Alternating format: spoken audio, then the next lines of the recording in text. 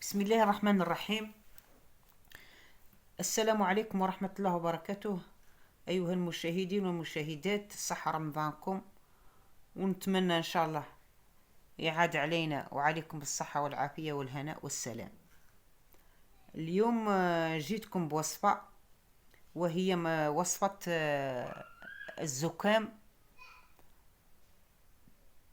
السعال الديكي، ومليحة للي مريض من راسه، يعني موجوع من راسه، عنده ريح وعنده ريح في صدره.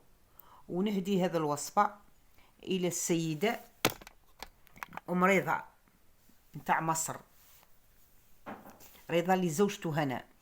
نهدي هذا الوصفة لأمه. أنا شفتها أمس بفيديو كتحضر في البركوكس، في الطعام، كسكس ومخلوقة. شفتها تسعل بزاف، وتسعل فيه سعلة كحة شوية، كحة ثقيلة، ولهذا راني وجدت لها هذه الوصفة. يا خالتي العزيزة، وجدت لك هذه الوصفة، إن شاء الله هديريها وراهي مش صعيبة، وإن شاء الله هتريحي.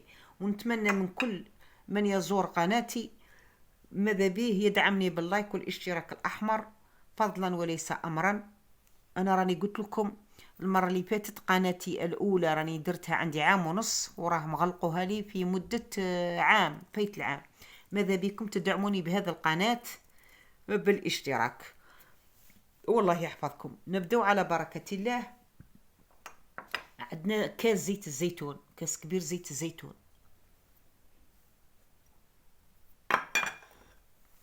وعندنا الزعتر. ما كاش اللي ما يعرفش الزعتر،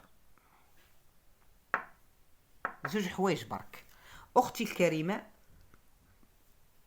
قبل ما نبدا في هذا الوصفه نوريك واش كيفاه ديري لهذا الوصفه. ماذا بيك ديري منها راسك، تدهني راسك وتدهني جميع القدام في الصدار حتى الضلوع تاع اللور تاع الظهر. هذه راها مليحه. وتشربي دائما زوج مغارف تاع زيت الزيتون مع هذا الزعتر. هذه ماذا بكم به ما ننساوهاش. نبداو على بركه الله. ديري الزعتر في مثلا في كاسرونه كيما هاك، ولا في قلاي، وتبداي تخلطي وتخلطي حتى يتحمص، يعني فوق النار يبدا اللون تاعو يتبدل. هذه الاولى اختي الكريمه. وثانيا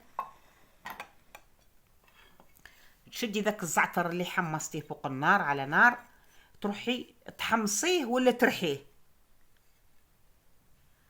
ومن بعد تشدي البلاره هذه، هاي بلاره، ديري هذا الزعتر تفرغيه عليها، تفرغيه كل في هذه البلاره. انا مانيش محتاجه من كان له نفرغه على الزيت ونخسر. وبعدين تغلقي تخلطي مليح، ومن بعد تسكري البلاره هذه. اني قلت لكم الفيديو ذا راه الى كل المرضى اللي مرضى بالزكام والسعال الديكي هذا، وخاصه الى خالتي ام هناء المصريه، ام رضا. هاني درت لك هذه الوصفه، ان شاء الله ديريها والله العظيم يومين تريحي. قلت لكم تسكري البلاره مليح، يعني تخدميها كما نقولوا الصباح تسكريها، ومع الليل، ولا خدمتيها في الليل ديريها مع الصباح. تشربي مغرب، تشربي زوج مغارف تاع زيت الزيتون هذا تاع مع الزعتر، ومن بعد تدهني راسك، تشمخي راسك زين بهذاك، خاطر الزعتر راه يطلق هذيك الماده تاعو في الزيت الزيتون كي يقعد نهار كامل، او يطلق ذيك الماده. وبالصحة ثاني ما تنسيش ديريه في كاسرونه كيما هاك اختي، وتسخنيه. هذه ما تنسوهاش، وما ننساهاش انا، راك عارفه بيا الصيام راني شوي دايخه. امالي قلت لك كي تسخنيه تشربي زوج مغارف، وتدهني راسك مليح اختي، وتغطيه. ماذا بك تغطيه، وخاصه انا قلنا الام هناء، الام هناء ام رضا. هيا نحكي على ام رضا خالتي العزيزه. ديري في راسك وتشمخيه مليح وتغطيه، وديري في صدرك من قدام، وقولي لكنتك لعروستك ام هناء دير لك في ظهرك من اللور الزيت، هذا الزيتون يكون سخون وما تخرجش للريح. راني نوصيك من الريح لا كي ديروا هذا الاخرى الريح لا. او وان شاء الله على يوم ويوم ولا يومين يريح الانسان، وتريحي يا خالتي ام هناء ام رضا ان شاء الله تريحي من هذا السعلة. وادعينا دعوة الخير، ادعينا دعوة الخير في هذا رمضان. ولا تنسوني اخوتي واخواتي بالاشتراك، ما تنسونيش والدعم. والى اللقاء في فيديو اخر، وصحة فطوركم.